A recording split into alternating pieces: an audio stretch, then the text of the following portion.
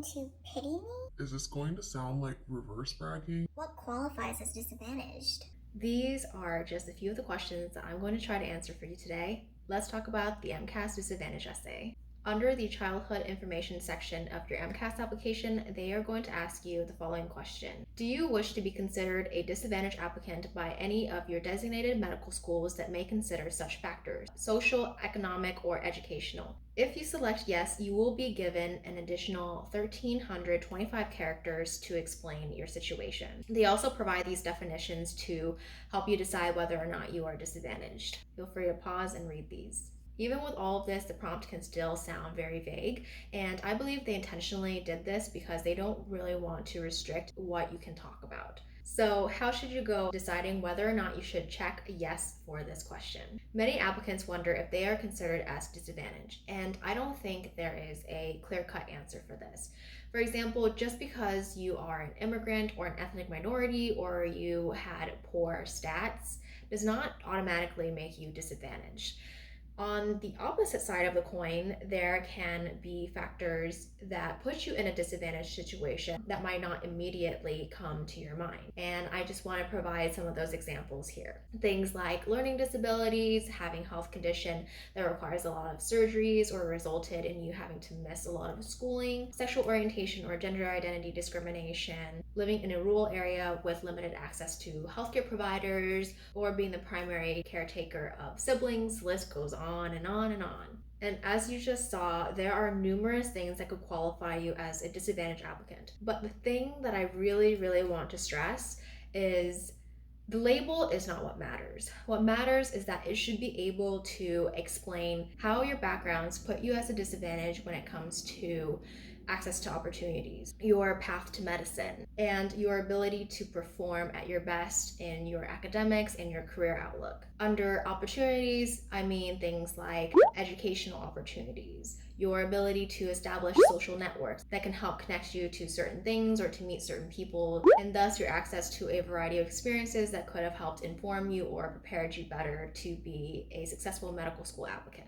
As for the path to medicine, this is going to be things like your ability to gain clinical experiences or not having someone to guide you during your undergraduate education, and thus made it more difficult for you to really excel. Now, in the past, one of the hindrances that I see often cited on the disadvantage essay guides online, things like shadowing opportunity. But I just want to say, with the recent response to the COVID disruptions, virtual shadowing is now generally accepted by a lot of medical schools, depending on how it was structured. But as such, I suspect that this reason is going to carry less weight if that is the thing that you want to focus on. So unless you have a different explanation for it, like your school was not equipped with the knowledge or the resources to help you find those opportunities, or you had difficulty accessing it because you have limited or unstable internet. And finally, just to be a little bit more specific on what I mean about your ability to excel in your academics and your career outlook, these are things like lack of availability to tutoring services,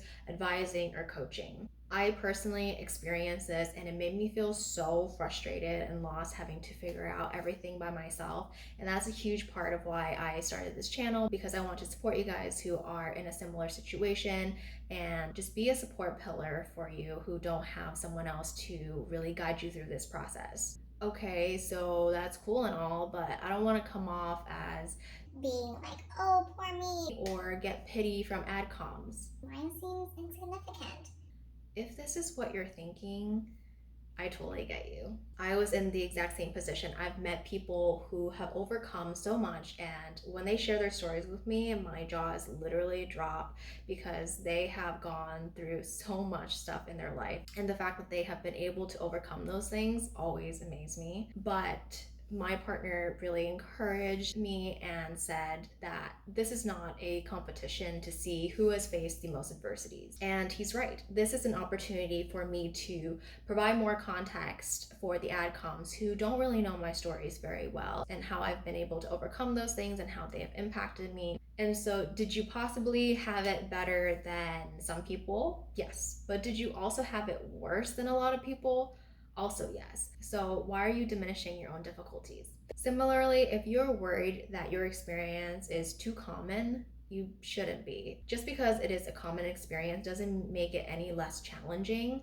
Like, you lived through it and you have overcome it to be where you are today. The specifics of what you experience and how it has shaped you is completely different from the next person who might have experienced a similar thing.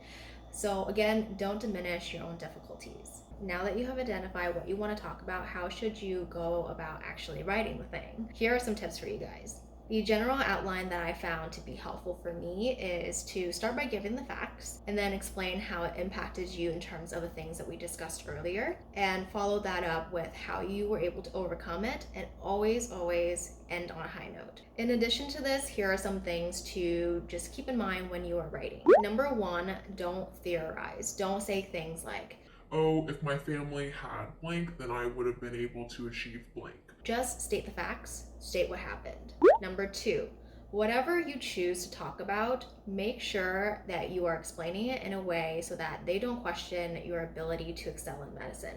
This is why it is super crucial to let them know how you have been able to overcome those hurdles. Number three, don't come off as being bitter. Never ever blame any single individual for your adversity or for your disadvantaged status. Last and finally, number four, if you are worried about reverse bragging, I have found that keeping to just the facts helps. Unless you're saying things like, despite these difficulties, I've been able to come so far and have achieved so much. I don't think you're going to come off as bragging. It's more like you're simply stating your accomplishments and letting those accomplishments speak on your behalf.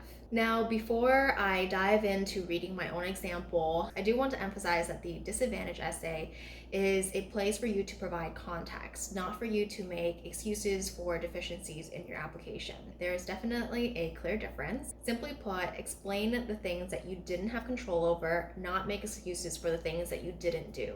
Having a disadvantage essay is not going to help you get into medical school if you are including it for the wrong reasons. Adcoms will be able to tell if you're just making excuses, so this can actually hurt you.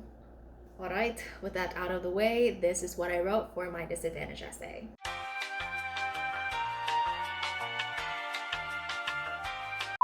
The house we lived in after immigrating from Vietnam was not our own. At 8 years old, my cousin, whose father was housing us, would regularly remind me we had no home. I was finally relieved when my parents moved us into a small apartment. However, we were left to navigate our own lives. I still recall waiting in the cold for food rations and rummaging for warm clothes to bring home. As the eldest child, I had to quickly learn English to help my family obtain food stamps and Medicaid, forcing me to face my social anxiety. Compared to other students around me, I also felt unprepared to excel academically with the lack of resources like internet access and my parents' limited education. Success was easier at high school, where only 13% were proficient in math and 42% in reading. But the differences in my educational background became more apparent in college. Despite early stumbles, I self-navigated the college process and became the first in my family to achieve a higher education while paying my way through on scholarships. I also developed study strategies to improve my grades, aided my parents financially, and have since devoted my time to helping communities facing similar adversities to those I overcame. And that is a wrap on today's video. It's getting dark outside. I hope you enjoy watching the sunset with me through the camera. But if you have any questions about the disadvantage essay, drop it in the comment section below and I will get back to you. I hope you found this video helpful, and as always, best wishes, warmest regards. Until next time, bye!